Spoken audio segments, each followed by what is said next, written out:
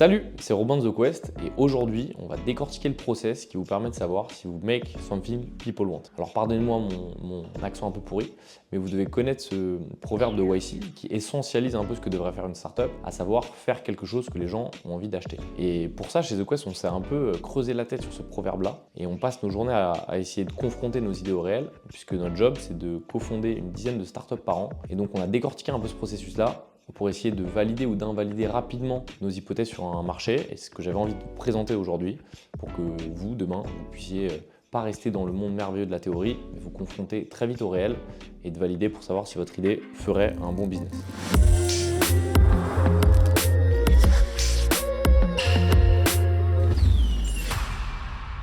Alors la première phase de ce processus-là, on va l'appeler une phase d'étude. Et par étude, spoiler alerte, j'entends pas du tout étude de marché comme vous avez pu en réaliser à l'école. Ce processus-là, c'est pas du tout une étude, disons, académique, c'est plus une phase d'évaluation. Est-ce que oui ou non, votre idée se situe dans la bonne zone?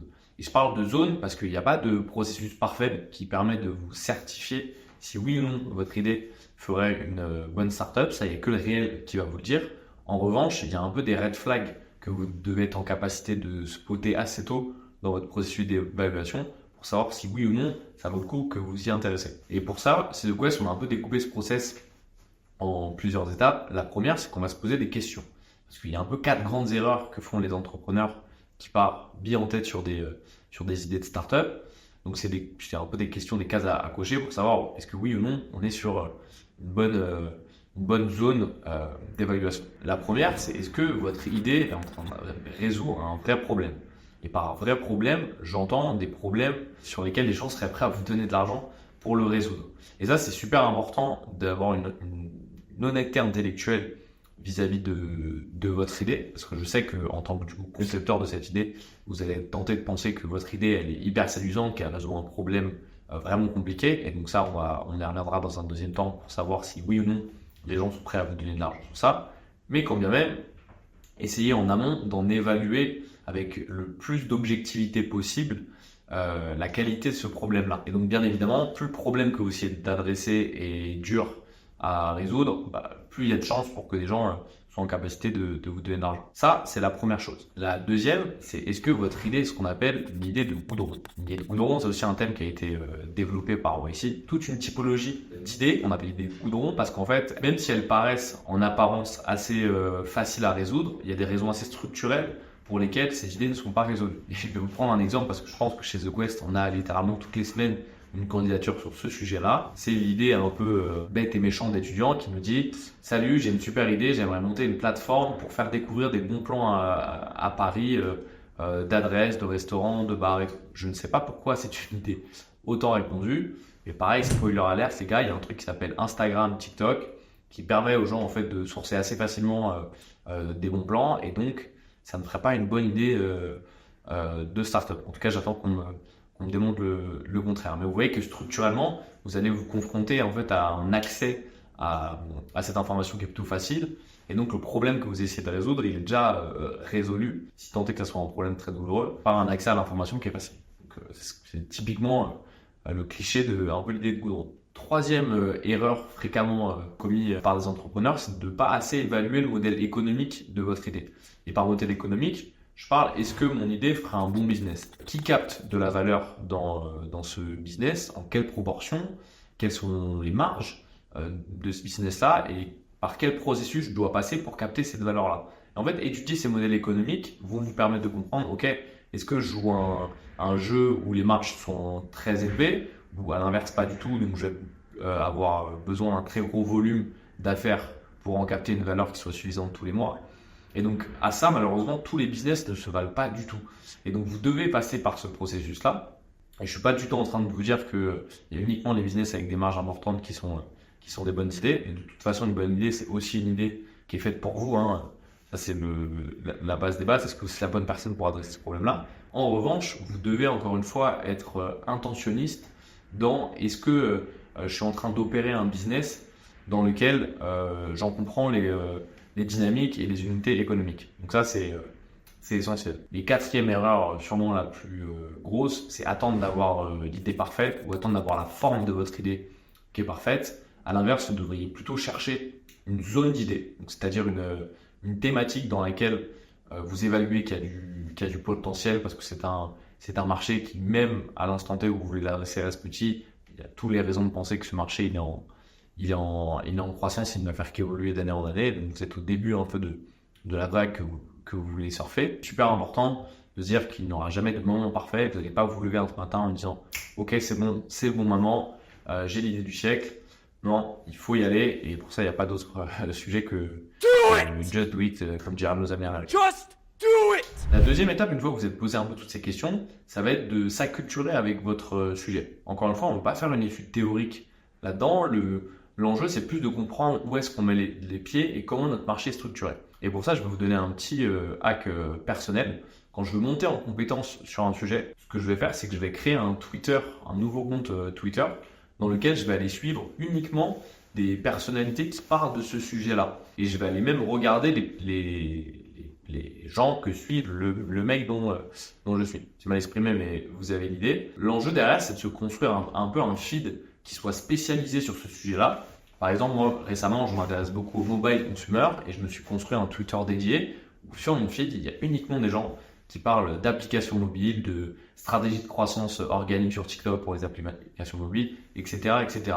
Et ça me permet en fait quotidiennement de recevoir des actualités sur le sujet, les tendances et de comprendre en fait un petit peu le pouls du marché. Et là encore une fois, ce processus-là, c'est un processus qui ne va pas me donner de certitude si oui ou non on y est la bonne. L'idée, ça va être juste encore une fois de monter en précision et en affinité avec le sujet que je veux adresser. Et donc ça, c'est super important. Et chez TwoQuest, on est souvent étonné de ça. On reçoit beaucoup d'entrepreneurs qui nous pitchent des idées et qui en fait sont super novices sur votre idée. Et par là, il n'y a pas de problème.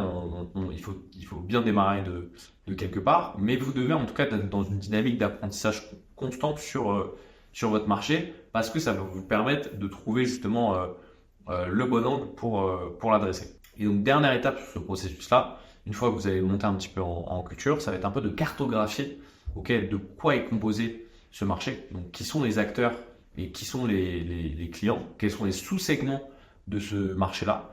Pareil, vous allez vite vous rendre compte qu'en fait, les marchés, ils sont beaucoup plus éclatés que ce que vous pensez. À l'intérieur des marchés, il y a des sous-marchés et des sous-sous-marchés. Et donc, l'idée, ça va être un peu de vous faire une carte mentale de tout ça et de vous dire, OK, où est-ce que mon idée, mon business se positionne par rapport à ce paysage global et comment justement je vais réussir à trouver un angle qui soit novateur, innovant pour pénétrer ce marché. Pareil, c'est pas une obligation que votre idée soit et même d'ailleurs je veux dire s'il y a personne qui opère votre idée, c'est sûrement le signe que c'est une très mauvaise idée. Donc si vous avez de la concurrence, c'est plutôt une bonne chose. En revanche, l'idée c'est toujours de trouver un angle et une spécificité qui soit propre. Et donc une fois que vous allez faire tout ce travail-là un peu de dégrossir et d'évaluation de votre idée, vous allez pouvoir passer à la seconde phase qui est de construire vos hypothèses marché. Alors maintenant que vous avez un peu dégrossi votre sujet, on va passer à la deuxième partie qui va être une partie de création de vos hypothèses. Et pour ça, on va prendre un processus qui s'appelle le processus de CTVP que je vais vous détailler maintenant. Et on va prendre un exemple concret, comme ça va, je pense, un peu plus vous parler, d'une startup qu'on a cofondée cette année qui s'appelle Mimetics. Et Mimetics, c'est une technologie de RPA qui automatise les tâches et les processus web les plus répétitifs chez les employés. Donc en gros, vous le branchez aux ordi de vos salariés et ça va automatiser les copier-coller, les reports administratifs ou toutes les tâches qui sont importantes mais sans grande valeur ajoutée et qui font perdre ou cumuler énormément de temps aux salariés. Donc admettons qu'on sort de ce processus un peu comme on l'expliquait juste avant, d'idéation, qu'on aimerait bien créer cette tech donc Robotic Process Automation, de RPA. Et donc je vais me dire, ok, comment je vais attaquer mon marché? Le problème que je veux adresser, c'est justement le problème du temps perdu par les employés sur des tâches à faible valeur ajoutée. Mais vous voyez que c'est encore un petit peu large à ce niveau. Et donc c'est pour ça que je vais créer ce CTVP, cette matrice CTVP qui va me permettre de construire des hypothèses de cette idée-là et d'aller les tester très rapidement. C'est un tableau en 3 étapes. Et CTVP, ça tient pour C pour Channel, donc ça va être les canaux que vous allez utiliser pour parler à votre target. Donc ça va être les cibles potentielles. pour aller leur proposer votre VP, votre Value Proposition, votre proposition de valeur. Et donc, ça va nous servir un peu de base pour établir plein d'hypothèses marché. Hop, donc imaginez un Excel où vous allez avoir plein de lignes différentes. Là, je vous fais ça juste pour que vous captez schématiquement la méthode. Et donc, si on reprend l'exemple de Mimetix, du coup, de l'idée générale de Mimetix qui est d'adresser du coup le problème du temps perdu par les salariés, on peut en imaginer plein de propositions de valeur différentes. Donc déjà, on va se demander, ok, mais qui sont les targets? Qui sont les clients potentiels qui pourraient avoir accès à avoir besoin de cette technologie-là? Donc, dans notre processus de réflexion, on va se dire, ok, c'est quoi les boîtes qui passent le plus de temps sur des tâches administratives à faible valeur ajoutée et dont leur équipe Ops est composée sur une grande majorité de gens en charge d'exécuter ces tâches-là. Et donc là, vous allez bien, comme vous l'imaginez, il peut y avoir des cibles très variées, mais je peux me dire par exemple, j'en sais rien, les centres de formation.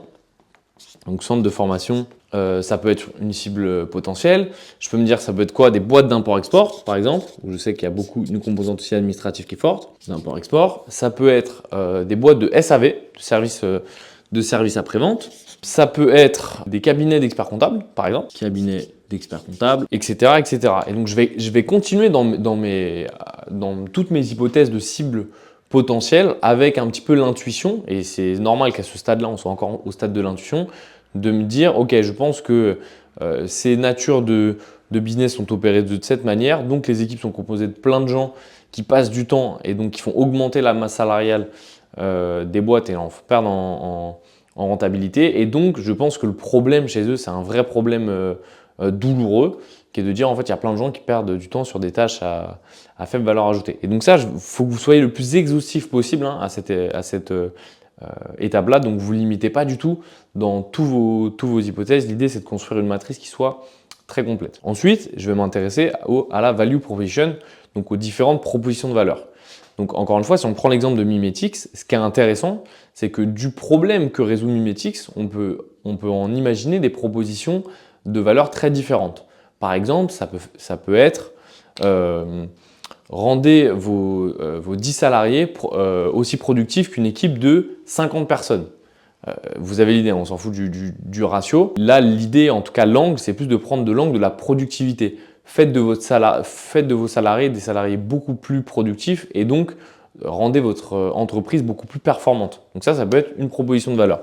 La proposition de valeur, plutôt de la productivité. Bon, ici, je ne vais pas noter la proposition de valeur exacte, mais il faut que vous soyez assez précis quand même là-dessus. L'idée, c'est pas de dire rendez votre entreprise plus productive, c'est vraiment rendez vos salariés de 50% plus productifs dans leurs tâches journalières, par exemple. Une proposition de valeur, super important de noter, c'est que ça doit être précis. Et ça doit être surtout clair et intelligible à la première lecture. Je fais une aparté sur ça, mais c'est une erreur que je constate souvent, c'est à quel point les entrepreneurs qui débutent aiment faire des choses très sophistiquées. En fait, vous avez un peu une obligation de simplicité. Les gens doivent comprendre instantanément la valeur de ce que vous vendez. Donc ça, c'est super important. Dans vos value propositions, soyez le plus clair, intelligible et limpide possible dans la formulation de vos propositions de valeur. Donc voilà, on parlait par exemple de l'angle de la productivité. Un autre angle, ça peut être plutôt, si je veux m'adresser au CEO, ça veut être, ok, réduisez votre masse salariale.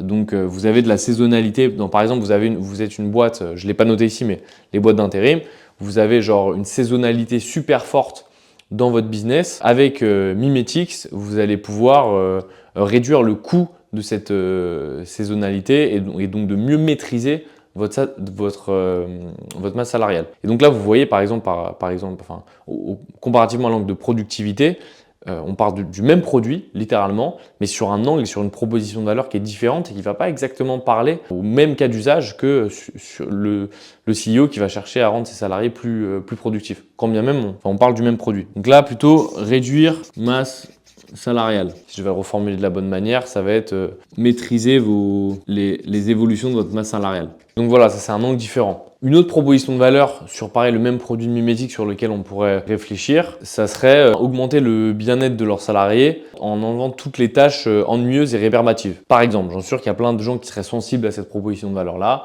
qui est de dire en fait moi je veux que mes salariés ils soient épanouis quand ils viennent au travail. Et pour ça, ça va passer par leur enlever toutes les tâches qui sont ultra nécessaires, mais qui sont d'un point de vue intellectuel pas super stimulantes. Débarrassez-vous des tâches les plus ennuyeuses, etc., etc. Et donc, vous avez un petit peu la méthodologie. L'idée, ça va être de décliner de votre offre toutes les propositions de valeur différentes et d'en rédiger plein d'hypothèses. Et donc ça, encore une fois, soyez très très exhaustive, vous limitez pas. Là, l'idée, ça va être de comprendre la combinaison gagnante, mais je vais y venir un petit peu après. Et enfin, sur la partie du coup canal, l'idée, ça va être de dire, ok, c'est quoi tous les canaux par lesquels je peux passer pour aller proposer ma proposition de valeur à ma target. Et donc là, pareil, ça peut être très très large. Vous pouvez vous dire, ok, bah moi je veux faire du SEO, je veux m'adresser aux gens qui vont taper des mots-clés autour de ces problématiques-là. Est-ce que en fait non, moi je veux plutôt faire du démarchage téléphonique, je veux faire du call calling parce que je pense que c'est le meilleur canal pour adresser ma cible. Ça peut être du cold outreach, donc pareil, je vais plutôt faire des campagnes mailing parce que je pense que c'est le meilleur canal pour parler à la bonne target. Je vais plutôt, j'en sais rien, faire du paid parce que je pense que la meilleure manière de leur parler, c'est de mettre un billet sur les régies de Meta ou de YouTube, etc., etc. Je vais plutôt faire du contenu organique, etc., etc. Et donc là, pareil, encore une fois, il faut être très, très exhaustif dans tous les canaux possibles. Et le jeu, une fois que vous allez avoir un peu construit toutes vos différentes hypothèses par colonne, ça va être de faire jouer cette matrice-là. Qu'est-ce que j'entends par là? Ça va être de réaliser des combinaisons.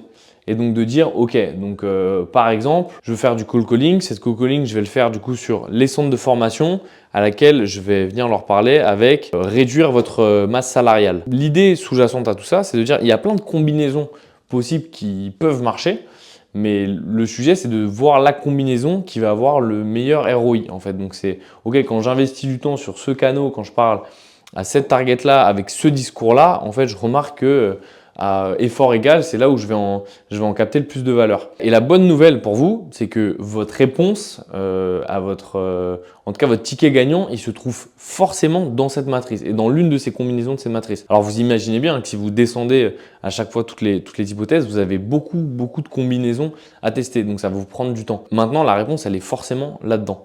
Et l'idée, ça va être de trouver encore une fois la combinaison gagnante entre, quand je fais du call calling sur les cabinets d'experts comptables avec la proposition de valeur de rendez vos salariés plus productifs, je remarque qu'à chaque fois c'est bingo et qu'ils sont disposés à acheter mon produit. Donc construisez cette matrice-là et surtout allez la tester le plus rapidement possible.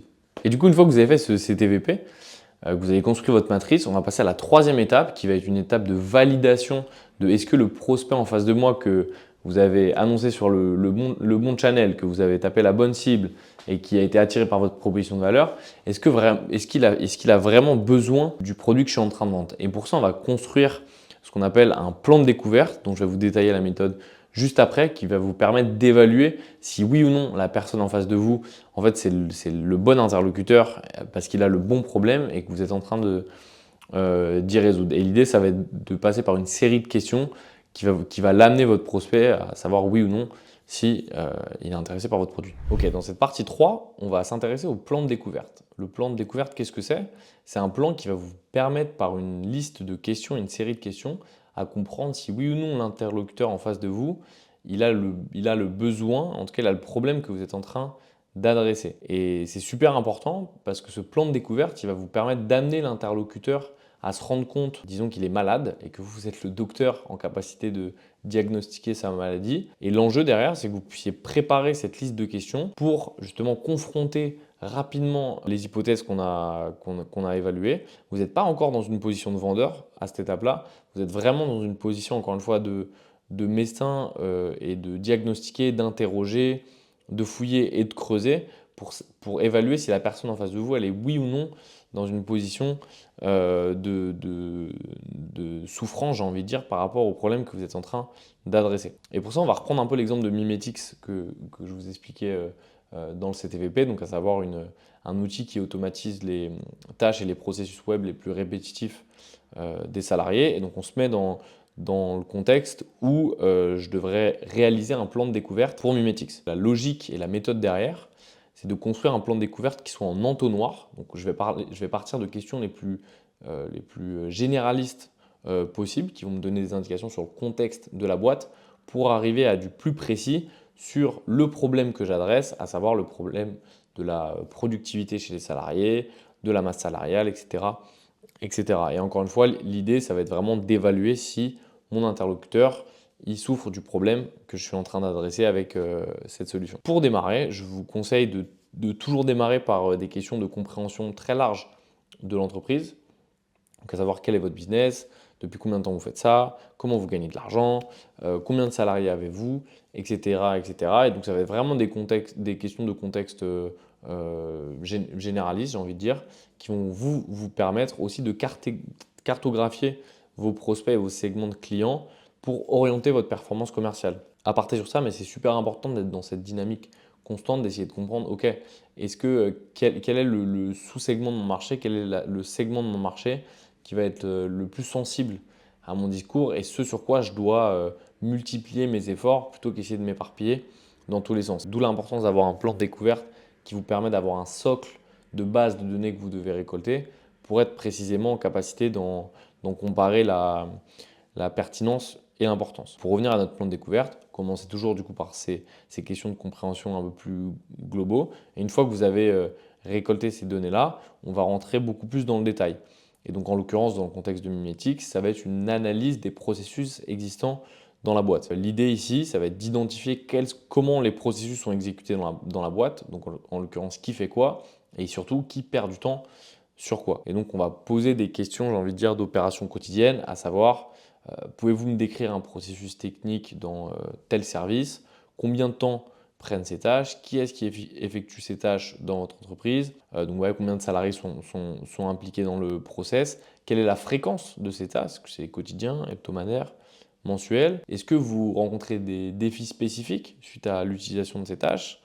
Est-ce qu'il y a des erreurs qui peuvent arriver et qui se produisent régulièrement dans l'exécution de ces tâches-là? Y a-t-il un moment dans la journée où l'exécution de ces tâches-là devient particulièrement pénible pour vos salariés? Il n'y a pas de mauvaise question là-dessus, ça va être vraiment de creuser, de vous donner l'information précise de comment ces process et ces tâches sont effectuées et d'ailleurs de savoir si votre interlocuteur en face de vous, il en a une idée précise. Une fois que je vais avoir compris comment les opérations fonctionne, je vais rentrer encore plus précisément dans mon entonnoir en essayant de comprendre quelles sont les priorités de mon prospect vis-à-vis de ça. Quelle est sa vision des opérations et quelque part, quels sont ses objectifs finalement. Donc pareil, je vais lui poser une série de questions à ce niveau. Quel est l'impact de ces problèmes ont-ils sur la productivité globale de l'entreprise? Estimez-vous que cela entraîne des pertes financières ou un ralentissement des opérations?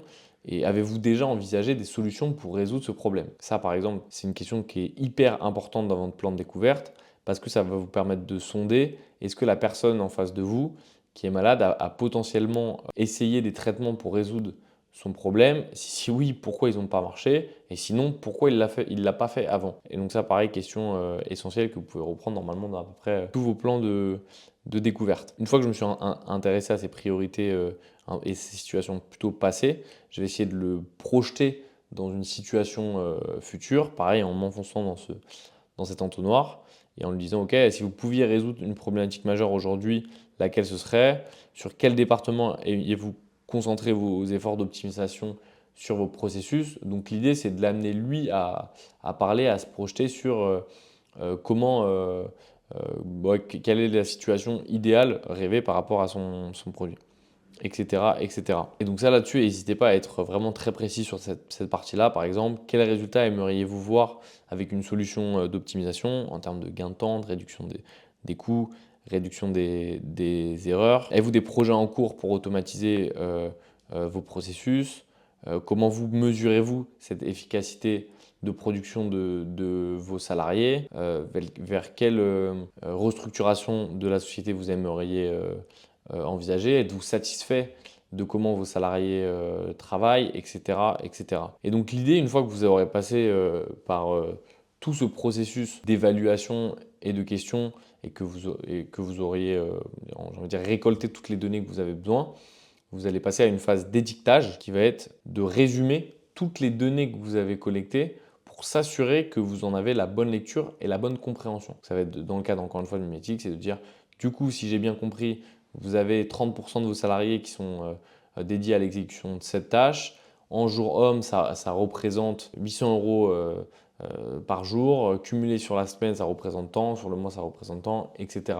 Là, je me projette bien évidemment dans une situation théorique, mais l'idée de cette phase d'étiquetage qui est cruciale dans votre plan de découverte, ça va être d'affirmer, de faire affirmer à la personne en face de vous que vous avez la bonne lecture sur son problème et de la situation et mettre en lumière le manque à gagner de l'interlocuteur en face de vous, de ne pas passer par votre solution. Parce que précisément, il perd de l'argent et que vous êtes un docteur et que vous allez faire un diagnostic sur son problème. Et l'objectif de toute cette phase-là dans votre processus de découverte de votre marché, ça va être plus que de vendre, ça va être surtout de vous donner des indications sur la construction de votre produit. À savoir que se confronter, aller parler à vos utilisateurs et à vos clients vont vous donner des indications qui sont plus importantes parce que c'est des indications du réel. Est-ce que le problème que vous adressez, il est vraiment important pour eux et quelle est en fait la solution envisagée, rêvée? Raison pour laquelle je vous invite vraiment à faire ce plan de découverte parce que ça va vous permettre un peu de systématiser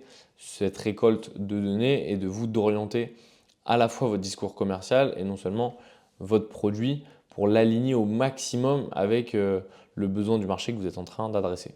Donc pour conclure, j'espère que ce process il va vous aider à passer de la théorie à la pratique et à vous mettre en marche sur comment aller évaluer vos hypothèses marché le plus rapidement possible et avec la bonne démarche et la bonne méthode. C'est un processus qui n'est pas facile et qui est aussi inconfortable parce que vous allez vous prendre des murs tous les jours, mais c'est super important d'être résilient et surtout très véloce, très rapide dans vos actions parce que, encore une fois, la réponse à vos questions, elle se trouve dans ce processus-là. Donc, je vous souhaite bon courage dans votre creusage. Je ne sais pas si ça se dit creusage. Ça se dit creusage, Médone. Ça se dit pas creusage, on s'est compris. Je vous souhaite bon courage dans votre recherche d'infos et à très vite sur la chaîne de The Quest.